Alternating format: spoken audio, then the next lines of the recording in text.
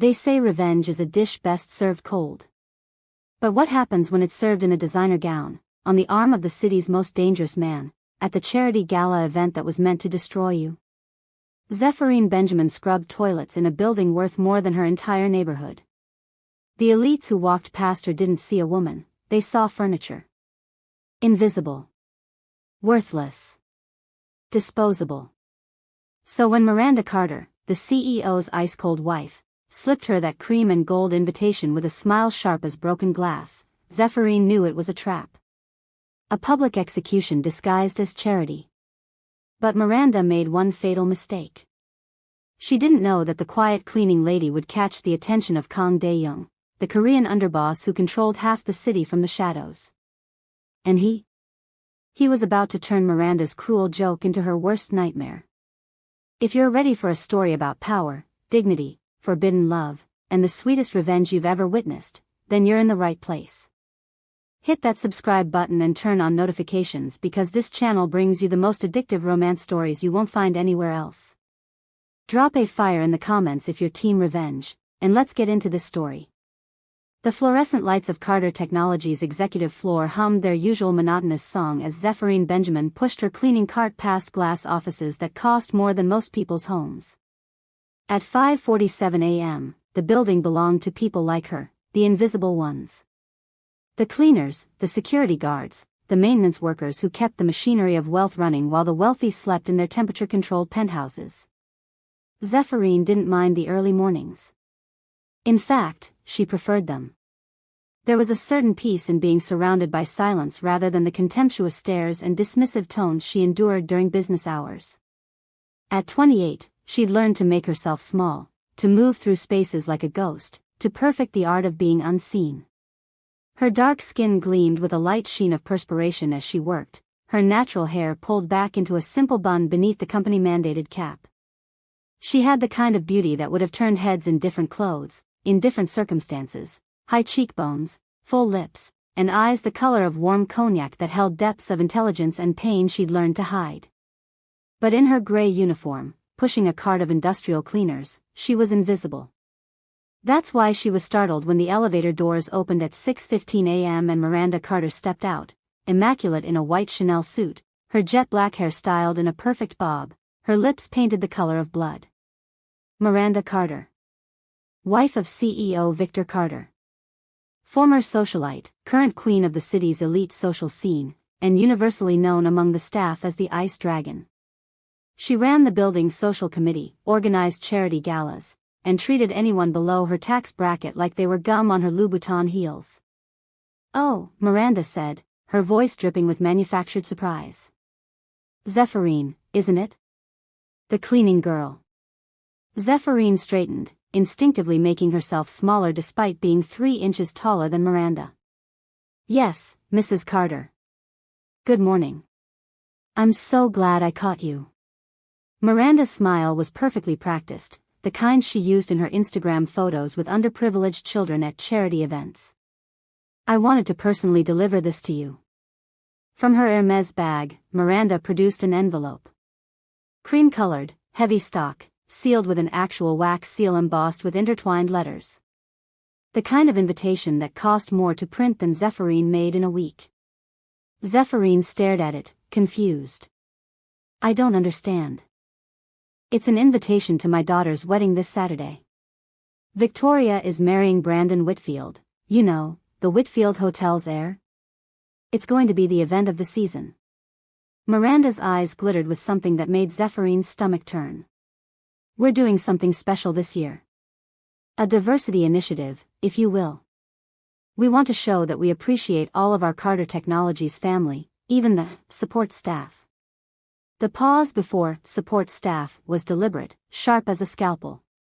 Zephyrines' hands trembled slightly as she took the invitation. "Mrs. Carter, I don't think." "Oh, I insist." Miranda's voice hardened beneath its sugary coating. "It would mean so much to Victoria to have representation from all levels of the company.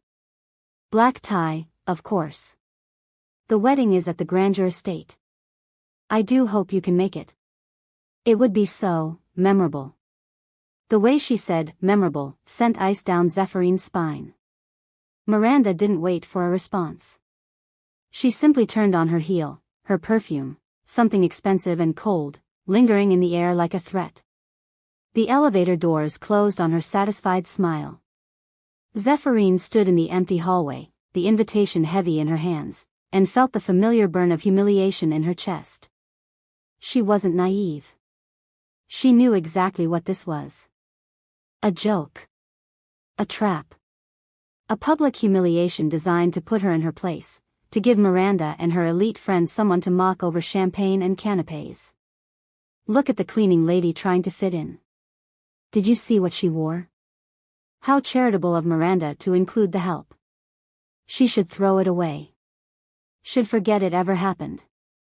But as Zephyrine looked at her reflection in the darkened glass of an office window, her tired eyes, her cheap uniform, her invisible existence, something inside her cracked. For 5 years, she'd been invisible.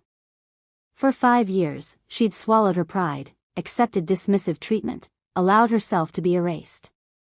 But she hadn't always been this person. Once, Zephyrine Benjamin had been someone.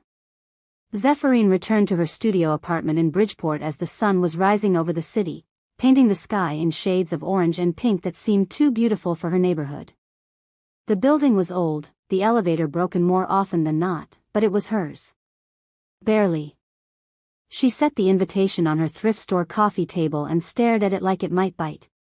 Her phone buzzed. A text from Keisha, her only real friend, who worked night shift as a nurse at County General. Keisha, girl, you off work?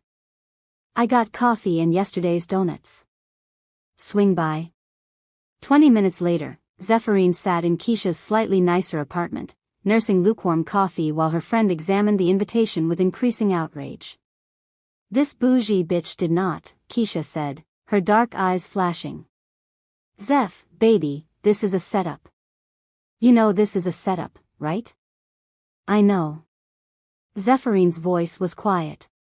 So we're throwing this in the trash, and I'm going to accidentally on purpose spill coffee on Mrs. Carter's white suit next time she comes to the hospital for one of her photo-op charity visits. Despite everything, Zephyrine smiled. But it faded quickly. Kush, can I tell you something I've never told anyone? Keisha set down the invitation, her expression shifting to concern. Always.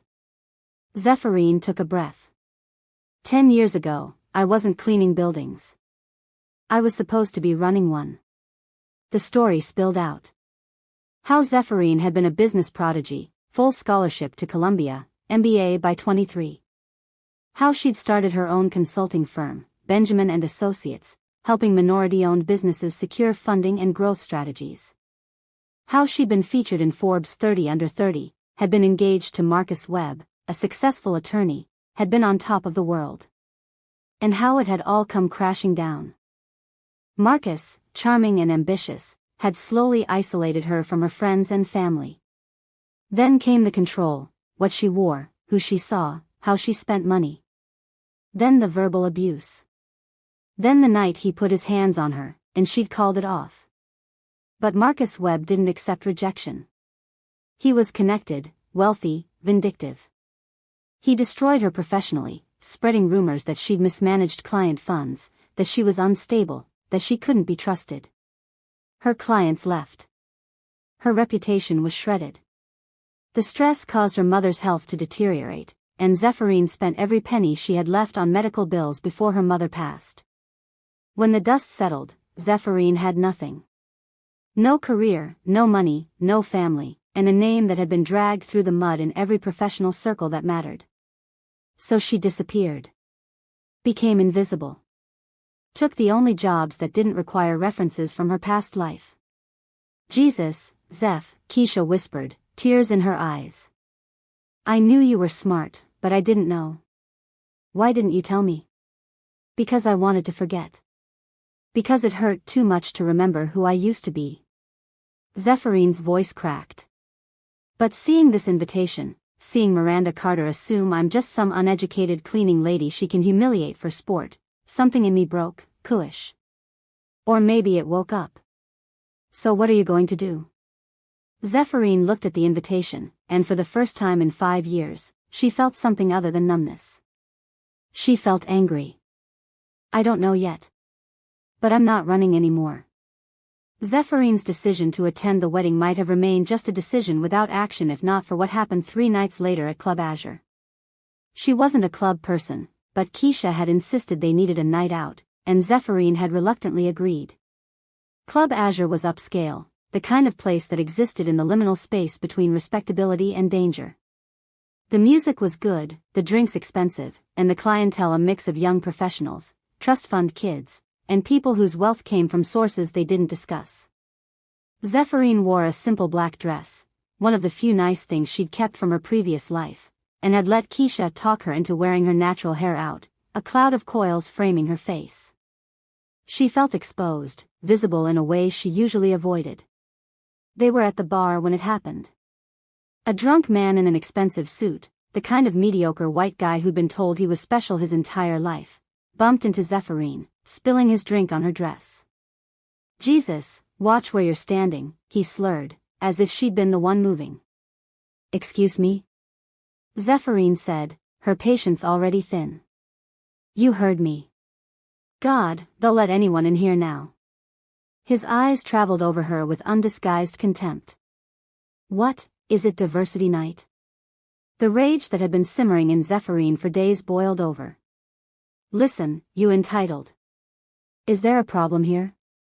The voice cut through the noise like a blade through silk.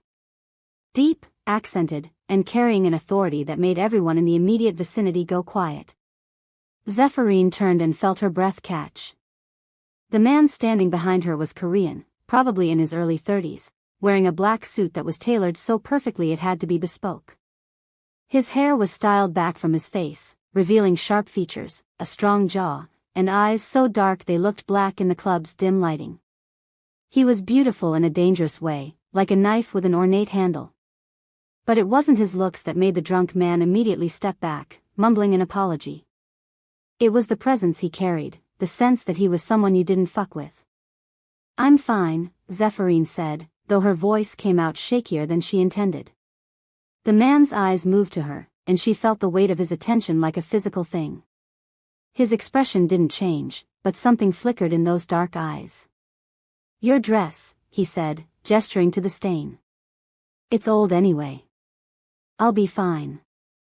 No, he said simply. To someone over his shoulder, a large man in a similar suit who was clearly security, he said something in Korean. Then, to Zephyrine, in English, my associate will bring you something to change into. Please, I insist. It was someone in my establishment who caused the problem. Your establishment? Zephyrine looked around with new understanding. Club Azure was his? Kang Dae-jung, he said, offering his hand. You may call me Dae-jung. His hand was warm, his grip firm but not aggressive. Zephyrine felt something electric pass between them, and from the slight widening of his eyes, she knew he felt it too. Zephyrine, she said. Zephyrine Benjamin. Zephyrine, he repeated, her name sounding different in his mouth, exotic and beautiful. Please. Join me for a drink. To apologize for the inconvenience. Every instinct told Zephyrine this was a bad idea. This man radiated danger. But tonight, she didn't want to be safe. She wanted to be someone other than the invisible cleaning lady. Okay, she said. Okay, pause. Can we talk about this meet cute? Because Dae-jung just entered the scene and I am obsessed. If you're loving this story so far, make sure you're subscribed because it's about to get so much better. Also, I want to know, do you think Zephyrine should trust Dae-jung? Is he genuinely interested or does he have his own agenda? Drop your theories in the comments. And if you want to see more stories like this, give this video a like.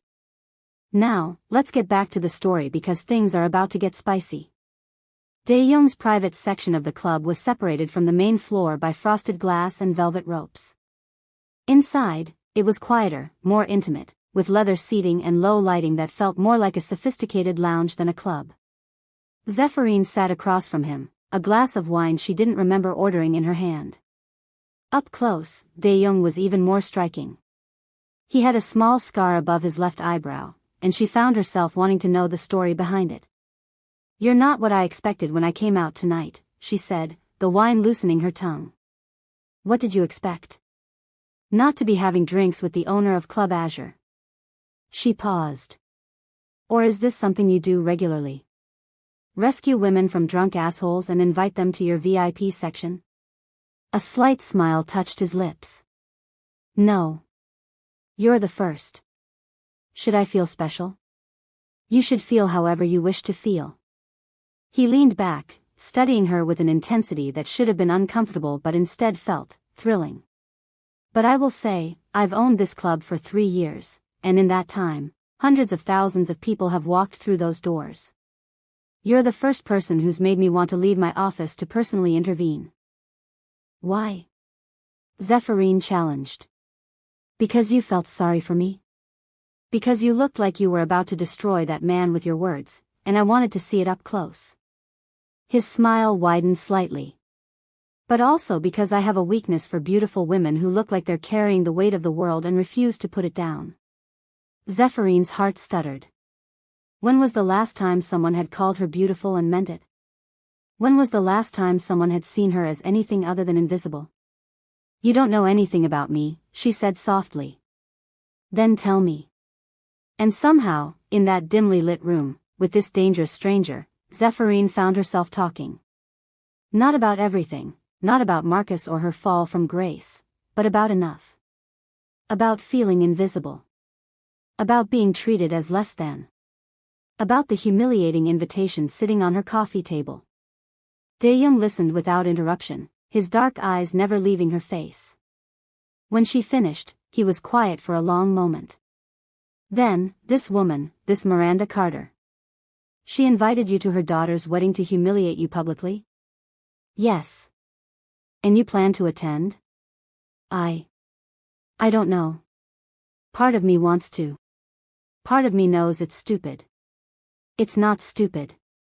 Dae-jung's voice was firm.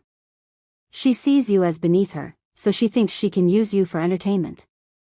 But she's made a mistake." "What mistake?" "She's challenged you. And you don't strike me as someone who backs down from a challenge." He leaned forward, and Zephyrine could smell his cologne, something woody and expensive. "Tell me, Zephyrine Benjamin. If you could walk into that wedding and show her exactly who you are, would you?" "I don't have anything to show her," Zephyrine said bitterly. "I clean her husband's building. I'm exactly what she thinks I am." "No." Dae-jung's voice was sharp. "You are who you decide to be. She's given you a stage. All you need is a costume and a performance. I can't afford. I didn't ask about money. I asked what you wanted." Zephyrine met his eyes. In them, she saw something she recognized, the carefully controlled face of someone who'd built themselves up from nothing, who'd survived things that should have broken them, who understood that sometimes power was all about perception. "I want to walk in there and make her regret ever seeing me as less than," Zephyrine whispered. Dae-jung's smile was slow and predatory. "Then let me help you." "Why would you help me?" Zephyrine asked. "You don't know me." Dae-jung stood, moving to the window that overlooked the club's main floor. From here, he could see everything, the dancing bodies, the flowing drinks, the money-changing hands. His empire, built from nothing. 5 years ago, I came to this city with $200 and a reputation that preceded me, he said, his back to her. In Korea, my family is influential. But I wanted to build something that was mine. Something that didn't carry my family's name or their complications. He turned to face her.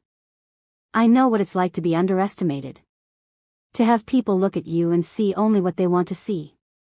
And I know what it's like to use that to your advantage. What exactly do you do, Dae-jung? Zephyrine asked carefully. And don't tell me you're just a club owner. His smile was sharp. I own several businesses. The club, restaurants, real estate. I also provide services. Protection. Problem solving. For people who need things done quietly. You're talking about the Mafia. That's such a crude term. I prefer to think of myself as a businessman with diverse interests. Zephyrine should have been scared. Should have walked away. But instead, she felt drawn in, fascinated. And what do you want in return for helping me? Dae-jung moved closer, sitting beside her on the leather sofa.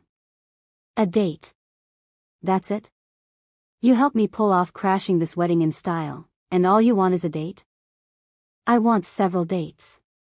I want to take you to dinner. I want to learn your story, the real one, not the edited version you gave me tonight. I want to know who Zephyrine Benjamin was before she decided to be invisible. His eyes held hers. And I want you to learn who I am. All of it. And then decide if you still see me as dangerous or just dangerous enough. This is insane, Zephyrine whispered. Yes, he agreed. But you're considering it anyway. He was right. God help her, he was right. What did you have in mind? She asked. Dae-jung pulled out his phone, typed something, and within seconds, someone knocked on the door. A woman entered, elegant, middle-aged, impeccably dressed. This is Mrs. Song, Dae-jung said. She's a personal stylist. She works with my clients. High-profile individuals who need to make impressions. Mr. Kang, Mrs. Song said with a slight bow. Her eyes moved to Zephyrine with professional assessment. You need styling for an event? A wedding, Dae-jung said. Black tie. This Saturday. And it needs to be unforgettable. Mrs. Song circled Zephyrine slowly, and for the first time in years, Zephyrine didn't feel examined, she felt seen.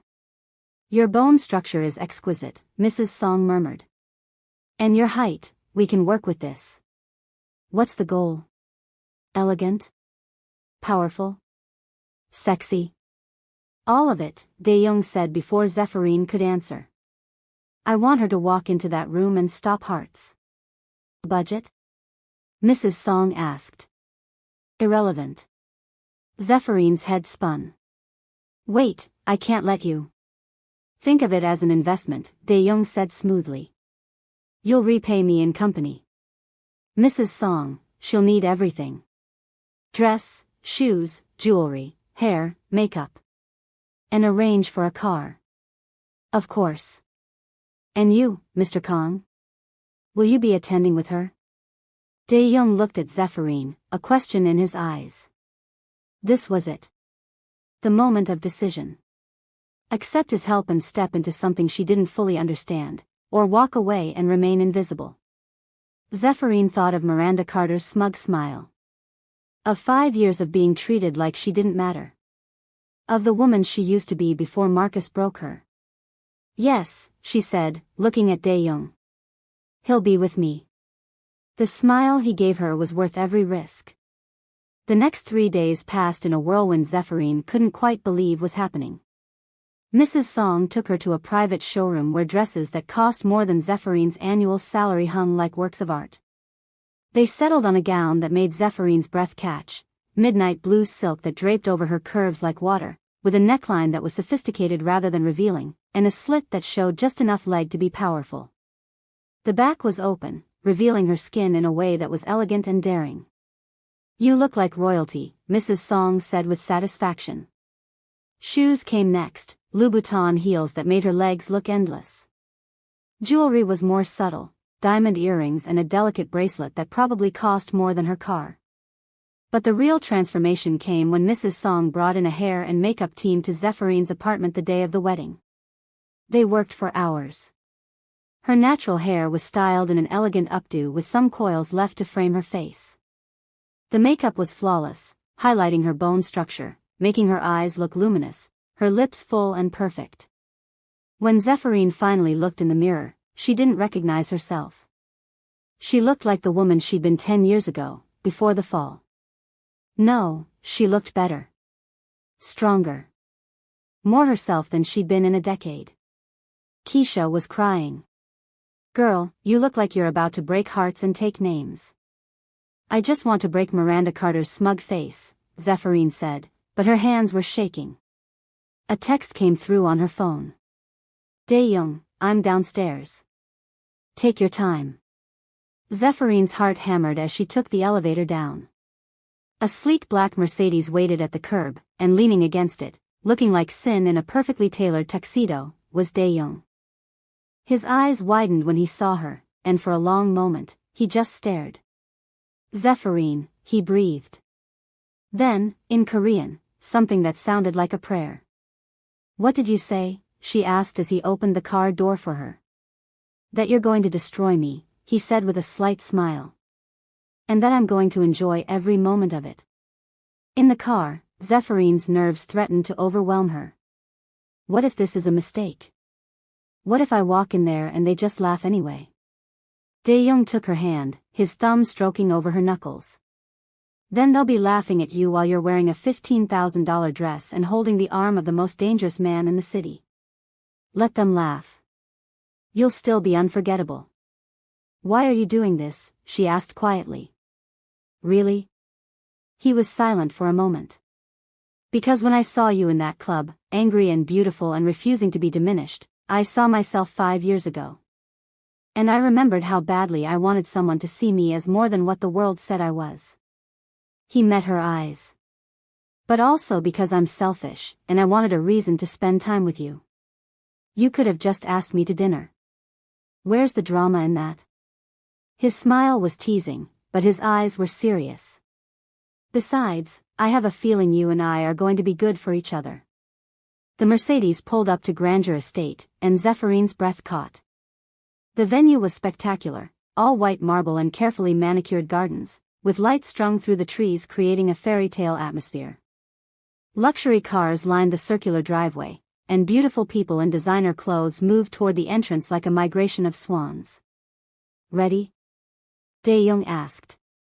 Zephyrine thought of every humiliation, every dismissive look, every moment she'd made herself small. She thought of Miranda Carter's poisonous smile. Let's make an entrance, she said. The moment Zephyrine stepped out of the Mercedes, holding Dae-jung's arm, time seemed to slow. The valet's eyes widened. A couple entering ahead of them stopped mid-conversation to stare. And as Zephyrine and Dae-jung walked up the marble steps to the entrance, she felt the weight of dozens of eyes turning toward them. She kept her head high, her posture perfect, every inch the woman she used to be. The grand ballroom was breathtaking, crystal chandeliers, white roses everywhere, a string quartet playing soft classical music. At least 200 guests filled the space, all of them dripping in wealth and privilege. And every conversation stopped when Zephyrine entered. She heard the whispers immediately. Who is that? I don't recognize her. Look at that dress. Is that Kang Dae-jung? What is he doing here? That last whisper was tinged with fear, and Zephyrine glanced at Dae-jung curiously. His expression was politely neutral, but she sensed the predator beneath the civilized surface. You know some of these people, she murmured. Some of them owe me money, he replied calmly. Others owe me favors. A few are smart enough to be afraid of me. Should I ask why? Probably not on our first date. Despite her nerves, Zephyrine smiled. They made their way through the crowd, and Zephyrine felt the curious, assessing stares. But they weren't looks of contempt, they were looks of intrigue, admiration, even envy. And then she saw her. Miranda Carter stood near the champagne fountain, elegant in a blush pink gown, holding court with a group of similarly polished women. Her daughter Victoria, the bride, stood beside her in a pre-ceremony dress, laughing at something. Miranda's eyes landed on Zephyrine, and her champagne flute froze halfway to her lips. Zephyrine watched the sequence of emotions cross Miranda's face: confusion, recognition, disbelief, and finally, something that looked like panic. Is that her? Dae-jung asked quietly. That's her. Then let's say hello. Before Zephyrine could protest, Dae-jung was guiding her toward Miranda's group. The women parted like water as they approached, their eyes wide. Miranda, Dae-jung said with polite formality. Your event is beautiful. Thank you for having us. Miranda's mouth opened and closed. Mr. Kang. I didn't realize you'd received an invitation. I'm here as Zephyrine guest, he said smoothly. You do remember Zephyrine, don't you? You personally invited her. All eyes turned to Zephyrine, who smiled with practiced grace. Hello, Mrs. Carter. Thank you so much for the invitation. I wouldn't have missed this for the world. Yes, of course. Miranda was completely off balance, her carefully constructed composure cracking. Her eyes kept darting between Zephyrine designer gown and Dae-jung's protective presence. One of the other women, a blonde in diamonds, leaned in. Miranda, darling, you didn't tell us you knew Kang Dae-jung. The company has various business relationships. Miranda was floundering. Victoria, the bride, was staring at Zephyrine with open curiosity. I'm sorry, have we met? You look so familiar. I work at your father's company, Zephyrine said calmly. On the cleaning staff. The silence was deafening. Zephyrine watched Miranda's face go pale, then red. She'd been exposed. Everyone now knew that she'd invited the cleaning lady to her daughter's wedding, and that cleaning lady had arrived looking like she belonged on a red carpet, escorted by one of the city's most powerful men. How progressive, one of the women said, her tone suggesting it was anything but. I think it's wonderful, Victoria said suddenly, surprising everyone. Mom's always talking about diversity and inclusion in her charity work. I think it's great she's actually walking the walk. She smiled at Zephyrine genuinely. I'm glad you could come. And you look absolutely stunning. Miranda looked like she'd swallowed glass. Your mother is very charitable, Zephyrine said, her tone ambiguous enough to be interpreted multiple ways. Dae-jung's hand pressed gently against her lower back, a gesture of support that didn't go unnoticed by the watching women. Well, Miranda said tightly, I should check on the caterers. Excuse me. She fled, her dignity barely intact. As she left, the blonde woman turned to Zephyrine with a shark smile. You'll have to tell me where you got that dress. I've been looking for something in that color. Custom, Dae-jung said before Zephyrine could answer. Mrs. Song's work. But I'm afraid she's very selective about her clients. The woman's smile faltered. Mrs. Song was apparently known in these circles. For the next hour, Zephyrine found herself in the surreal position of being the center of attention. Women who would have looked through her days ago now wanted to know who she was, where she'd come from, how she knew Dae-jung. The men were more cautious, clearly aware of Dae-jung's reputation. Through it all, Dae-jung stayed at her side, his presence a shield and a statement. The ceremony was beautiful. Victoria married her hotel heir in the garden, under an arch of white roses, as the sun set over the manicured grounds. Zephyrine sat in the back, Dae-jung beside her, and felt a pang of something like sadness. Once, she'd imagined a wedding like this for herself. Before Marcus. Before everything fell apart. You okay? Dae-jung murmured. Just thinking about the life I thought I'd have, she admitted. The life you thought you'd have, or the life you were told you should want? She looked at him, startled. What's the difference? Everything. His dark eyes held hers. Most people spend their lives chasing the wrong dreams because they never stop to ask what they actually wanted. And what do you want? Right now? To make sure you enjoy watching Miranda Carter squirm. Despite everything, Zephyrine laughed. The reception was in the ballroom, with dinner and dancing. Zephyrine and Dae-jung were seated at a table far from the wedding party, clearly, Miranda's attempt to minimize their presence. But it didn't matter. People kept stopping by their table, drawn by curiosity and, in some cases, the need to curry favor with Dae-jung. It was during dinner that Miranda finally approached, her smile brittle. Zephyrine, may I speak with you privately? Dae-jung's expression didn't change, but Zephyrine felt the protective tension in him. Anything you need to say to her, you can say in front of me, he said coolly. Miranda's jaw clenched. Fine. I just wanted to say that I hope you've enjoyed yourself this evening, but I think we both know you don't belong here. Interesting, Zephyrine said calmly. Because you're the one who invited me.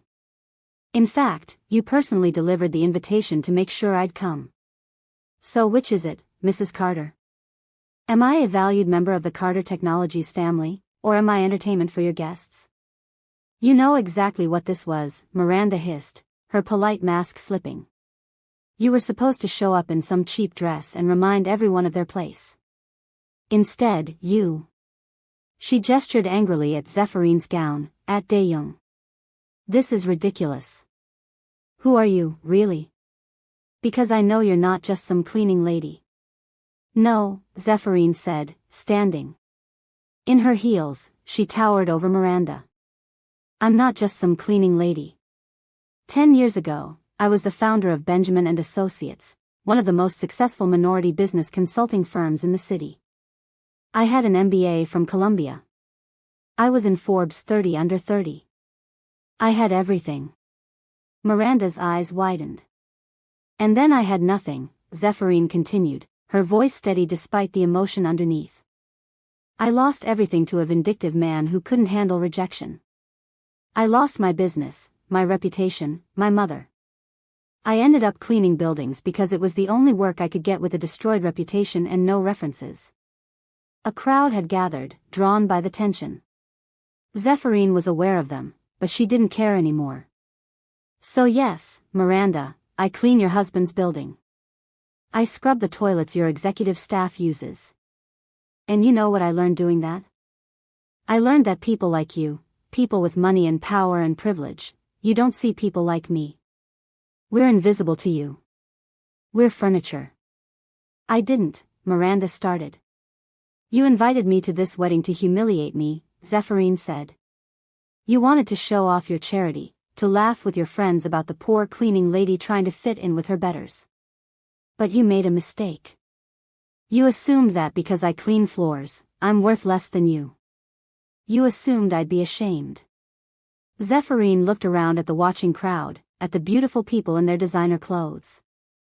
I'm not ashamed of my work. I'm not ashamed of surviving. I'm not ashamed of doing what I had to do to keep going after my world fell apart. What I'm ashamed of is that I let people like you make me feel invisible. That I accepted being treated as less than. That I forgot who I was. She turned back to Miranda, whose face was pale. So thank you, Mrs. Carter. Thank you for the invitation. Because it reminded me that I'm Zephyrine Benjamin. And I'm done being invisible. The silence that followed was absolute. And then, slowly, someone started clapping. It was Victoria, the bride, tears streaming down her face. That was the bravest thing I've ever heard, she said. Others joined in. Not everyone, some of Miranda's friends looked scandalized, but enough. Even some of the men who'd been cautious around Dae-jung were nodding with respect. Dae-jung stood, placing a hand on Zephyrine's back. I think we've said what we came to say, he murmured. Let's go out on top. As they turned to leave, Miranda grabbed Zephyrine arm. You've embarrassed me in front of everyone I know, she whispered venomously. You think this is over? I'll make sure you never work in this city again. Before Zephyrine could respond, Dae-jung's hand closed over Miranda's wrist, not hard, but firm. Remove your hand, he said quietly, his voice carrying an edge that made Miranda go pale. Now. She released Zephyrine immediately. Dae-jung leaned in, his voice low enough that only Miranda and Zephyrine could hear. Carter Technologies has a very generous line of credit with several banks I have influence over. Your husband's expansion into the Asian market relies on connections that run through my family's network. And the building your company operates from? I own it through a subsidiary corporation. Miranda's face went from pale to gray. If you so much as speak Zephyrine name again, I will personally ensure that every aspect of your comfortable life becomes very uncomfortable. Do we understand each other? You can't. I already have. Dae-jung's smile was polite and absolutely terrifying. Make your choice, Mrs. Carter. He guided Zephyrine away, leaving Miranda standing frozen in the middle of her daughter's reception. Outside, under the stars, Zephyrine finally let herself shake. Dae-jung wrapped his jacket around her shoulders. "That was incredible," he said softly. "You were incredible. I can't believe I just did that." "I can." He turned her to face him, his hands gentle on her shoulders. "That's who you are, Zephyrine. Not the invisible cleaning lady. Not the broken woman hiding from her past. You're the woman who survived, who fought back, who stood in front of her enemy and refused to bow." Tears spilled down Zephyrines' cheeks, and Dae-jung gently wiped them away with his thumbs. "Thank you," she whispered. "For seeing me." "I'll always see you," he said. And then, giving her time to pull away, he leaned down and kissed her. It was soft, gentle, and tasted like new beginnings. The video of Zephyrine's speech went viral. Someone had recorded it on their phone and posted it online, and within 24 hours, it had millions of views. The comments were overwhelmingly supportive. "This woman is a queen. I'm crying. The strength it takes to face your abuser like that." Anyone else notice the hot Korean guy threatening that witch? Power couple alert. Zephyrine woke up in her apartment Sunday morning to hundreds of messages. LinkedIn requests. Facebook friend requests. Emails to her old Benjamin and Associates address that she'd let lapse. And one text that made her sit up straight. "Unknown number, Ms. Benjamin, my name is Jennifer Wu, and I run a venture capital firm focused on minority-owned businesses. I saw your speech last night, and I'd like to discuss opportunities. Would you be available for lunch this week?" Zephyrine stared at her phone in disbelief. Another text came through, this one from Dae-jung. "Dae-jung, good morning. How are you feeling?" Zephyrine, "Like I'm in a dream. People are reaching out. Business people." Dae-jung, "You reminded them you're brilliant. Of course they want you. Dinner tonight? I know a place." Zephyrine, "Is this our second date?" Dae-jung, "This is the beginning of many dates. If you'll have me." Zephyrine smiled at her phone like a teenager. That evening, Dae-jung took her to a small Korean restaurant tucked away in a part of the city she'd never explored. It was intimate, family-owned, and the food was extraordinary. "This is my favorite place in the city," Dae-jung said as they shared banchan and grilled meat. "Reminds me of home." "Do you miss Korea?" Zephyrine asked. "Sometimes. But I couldn't be who I am there. My family." He paused, choosing his words carefully. "They're powerful, but that power comes with expectations. I was supposed to take over certain aspects of the family business. I chose to build my own path instead." "What kind of family business?" Dae-jung met her eyes. "The kind where family and crime are sometimes the same word. The Mafia. We call it something different in Korea, but yes. My grandfather built an empire through legitimate and less than legitimate means. My father expanded it. And I was supposed to be the next generation." He took a sip of soju. "I wanted something different. So I came here with almost nothing and built my own empire." "But you're still connected to that world," Zephyrine said carefully. "That's how you could threaten Miranda. The banks, the building, the connections." "Yes. I'm not a good man, Zephyrine. I've done things I'm not proud of. I've hurt people who threatened what's mine. I operate in gray areas that would make most people uncomfortable." He leaned forward. "But I'm honest about what I am. And I protect what's mine fiercely." "And what's yours?" "This city, in many ways. My businesses. My people." His eyes held hers. "And if you'll let me, you." Zephyrines' breath caught. "We barely know each other. I know enough. I know you're brilliant and strong and beautiful. I know you've survived things that would have broken most people. I know that when you stood up to Miranda Carter, I felt more pride than I've felt in years." He reached across the table, taking her hand. I know I want to know everything about you. And I know I'll do whatever it takes to keep you in my life. This is crazy, Zephyrine whispered. You're dangerous. You're involved in things I don't understand. I should run. But you won't. No, she admitted. I won't. Why? Because for the first time in 10 years, I feel alive. Because you see me, all of me, and you're not scared or pitying or dismissive. Because when I'm with you, I remember who I used to be and imagine who I could become. She squeezed his hand. And because I think you need me as much as I need you. Dae-jung's expression softened. I've been alone for a long time. Built walls so high I forgot what it felt like to want to let someone in. And then you walked into my club, angry and beautiful, and all those walls started to crack. So what do we do? Zephyrine asked. We take it one day at a time. You rebuild your career. I'll help however I can, connections, introductions, capital if you need it.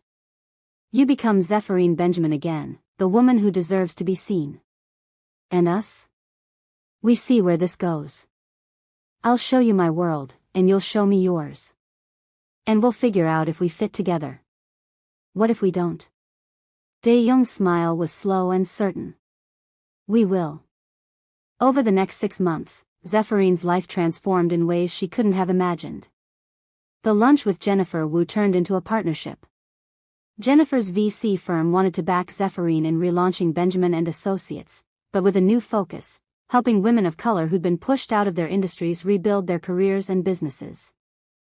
There are thousands of women like you, Jennifer said during their second meeting. Brilliant women who've been destroyed by abusive partners, discriminatory systems, or just bad luck. They need someone who understands. Who's been there?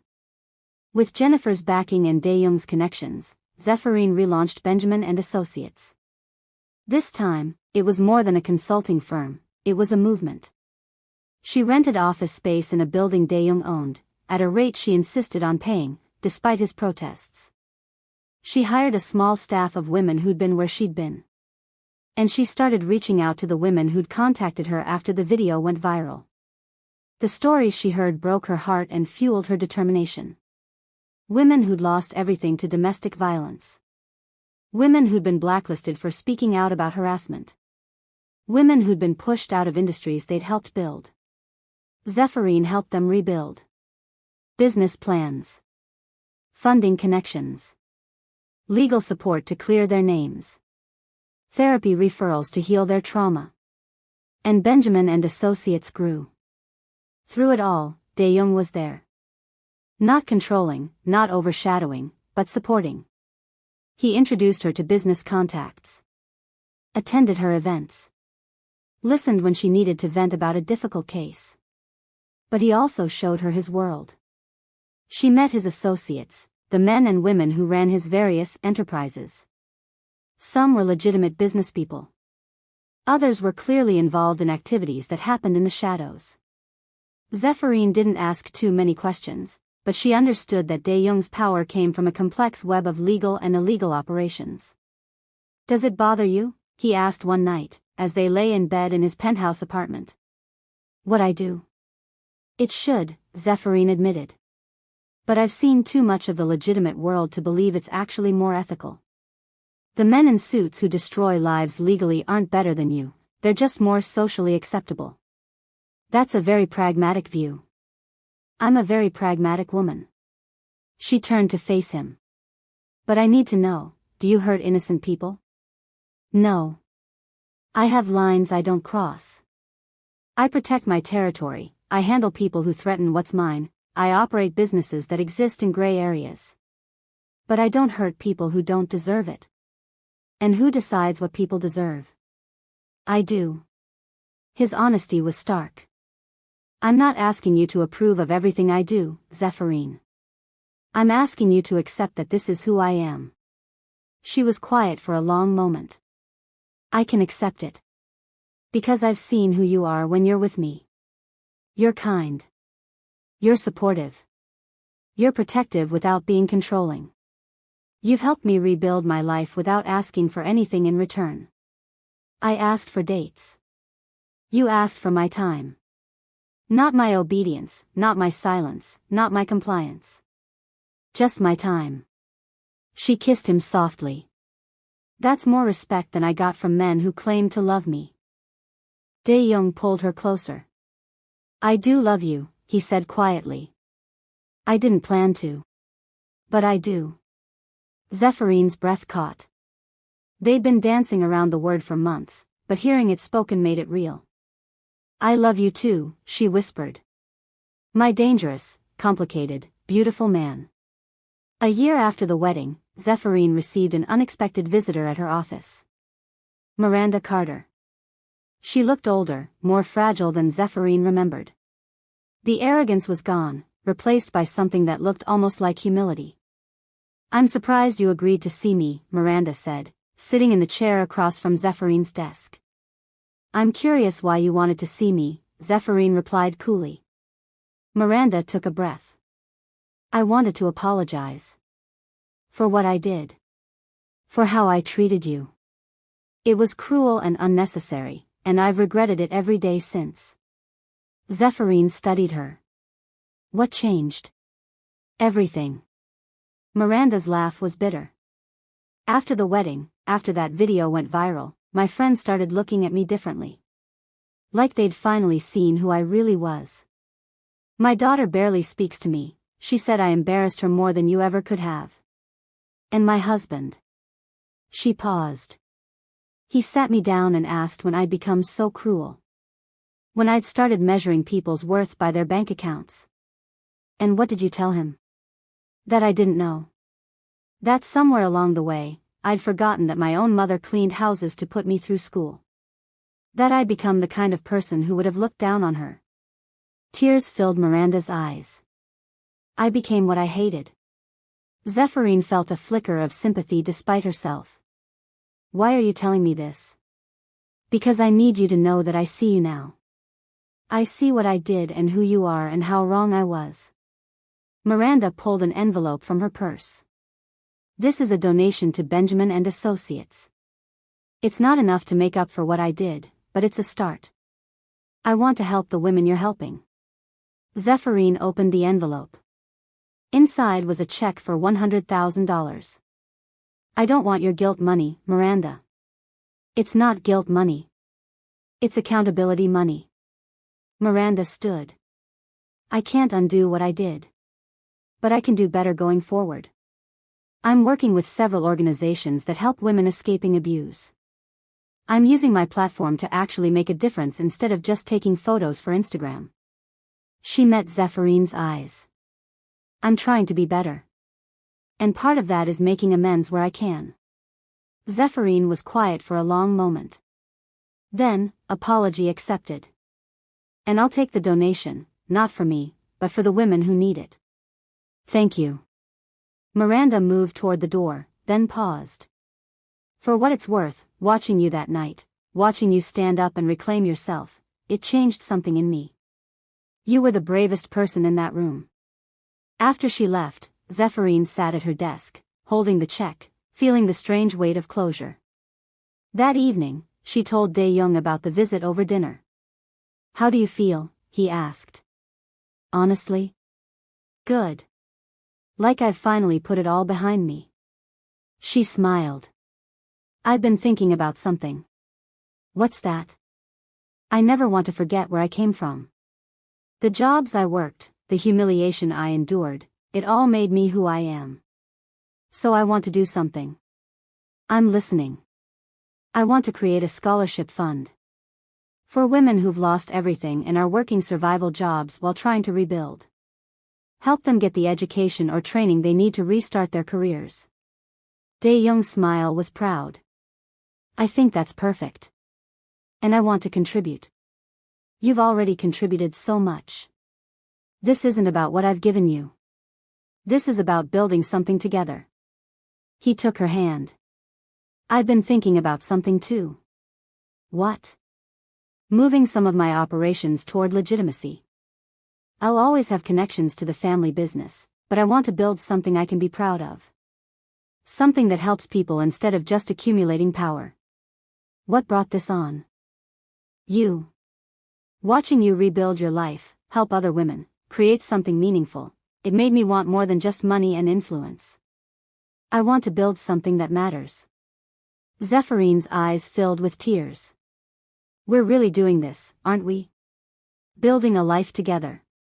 If you'll have me. Completely. Knowing what I am and what I come from. I'll have you, she said. All of you. Dae-jung reached into his pocket and pulled out a small box. Zephyrine breath stopped. I know it's fast, he said, opening the box to reveal a stunning diamond ring with a unique setting, modern and traditional blended together, like them. And I know we still have things to figure out. But I've never been more certain of anything in my life. I love you, Zephyrine Benjamin. I love your strength and your compassion and your fire. I love that you challenge me to be better. And I want to spend the rest of my life seeing you, really seeing you, every single day. Yes, Zephyrine whispered through her tears. Yes, yes, yes. He slipped the ring on her finger and kissed her, and Zephyrine felt the last pieces of her broken past finally heal. 1 year later, Zephyrine stood in front of a mirror, looking at her reflection in a wedding dress that made her feel like a queen. It wasn't the biggest wedding or the most expensive. They'd chosen a small venue, the Korean restaurant where Dae-jung had first told her he loved her, rented out for the evening. The guest list was small: Keisha and her family, Jennifer Wu and the Benjamin and Associates team, Dae-jung's closest associates, and a few family members he'd flown in from Korea. You ready? Keisha asked, adjusting Zephyrine veil. More than I've ever been. The ceremony was a blend of Korean and African American traditions. They bowed to Dae-jung's family in the traditional paybeak ceremony. They jumped the broom to honor Zephyrine ancestors. They spoke vows in English and Korean, promising to see each other, protect each other, and build a life that honored both their pasts. When Dae-jung kissed her, Zephyrine felt the weight of her journey, from the top of the world to the bottom, through survival and rebuilding, to this moment. I love you, Mrs. Kang, Dae-jung whispered against her lips. I love you too, she whispered back. My king. At the reception, as they danced to a mix of R&B and K-pop, Zephyrine looked around at the people who'd become her family. Keisha, crying happy tears. Jennifer, beaming with pride. Dae-jung's associates, these dangerous men who'd shown her nothing but respect. The women from Benjamin and Associates who'd rebuilt their lives alongside her. This was her empire. Not built on money or power, but on resilience, love, and the refusal to stay invisible. What are you thinking? Dae-jung asked, spinning her. That I'm grateful Miranda Carter invited me to that wedding. Dae-jung laughed. Really? Really? Because if she hadn't tried to humiliate me, I would never have gone to the club that night. Would never have met you. Would never have found the courage to reclaim myself. She kissed him softly. Sometimes the worst things lead to the best things. In that case, I should send her a thank you card. Don't you dare. They danced until the early morning, surrounded by love and laughter, two people who'd found each other in the darkness and built something beautiful in the light. And when they finally left, heading toward their honeymoon and their future, Zephyrine didn't look back at who she'd been or what she'd lost. She only looked forward to everything they would build together. 5 years later, Benjamin and Associates had grown beyond Zephyrine wildest dreams. They now operated in 5 cities, had helped over 1,000 women rebuild their lives, and had become a nationally recognized organization. Dae-jung had slowly shifted his business empire toward legitimacy, though he maintained his connections and his reputation. Together, they'd created a foundation that provided legal services, business funding, and support for women escaping abuse and discrimination. They had a daughter, Minesio Benjamin Kang, who had her mother's eyes and her father's determination. She was 3 years old and already showing signs of being as fierce as both her parents. And on a Saturday morning, as Zephyrine sat in her home office reviewing proposals for the new Benjamin and Associates location in Chicago, she received an email that made her smile. It was from Victoria Carter, Miranda's daughter, who'd become a friend over the years. Subject: You're not going to believe this. Zeph, you need to see what my mother just did. She's launching a foundation to help service workers access education and career development. She's calling it Second Chances, and she's using her own money, not my dad's. She's actually doing the work. I think you really did change her life that night. Just wanted you to know. V. Attached was a link to a press release announcing Miranda's foundation. Zephyrine sat back, feeling a sense of completion. She'd never sought Miranda's redemption, but knowing that even her former tormentor had learned and grown, that felt like the universe balancing itself. What's got you smiling? Dae-jung asked, walking in with Min Seo on his shoulders. Just thinking about how far we've all come, Zephyrine said. Dae-jung set their daughter down, and Min Seo immediately climbed into Zephyrine lap, chattering about the park they'd just visited. This was her life now. Not perfect, but real. Built on honesty, love, and the knowledge that she would never be invisible again. She was Zephyrine Benjamin Kang. Mother, wife, entrepreneur, survivor, fighter. And she was seen. And that's the story, loves. From cleaning lady to queen, from invisible to unforgettable, Zephyrine reclaimed everything that was taken from her, and found love with the most dangerous man in the city in the process. If this story gave you all the feels, I need you to do 3 things. First, smash that like button. Seriously, destroy it. Second, subscribe and hit the notification bell because I post stories like this every single week, and you don't want to miss them. Third, tell me in the comments, what was your favorite moment? Was it when Zephyrine confronted Miranda? When Dae-jung threatened her? The proposal? Their wedding? I want to know what had you screaming at your screen. Before you go, check out the story in the card above. It's about a woman whose boyfriend proposed to her best friend and it's spicy. And if you love Afro-Korean romance, I have an entire playlist dedicated to these stories. Link in the description. Remember, you are never invisible. Your story matters. Your voice matters.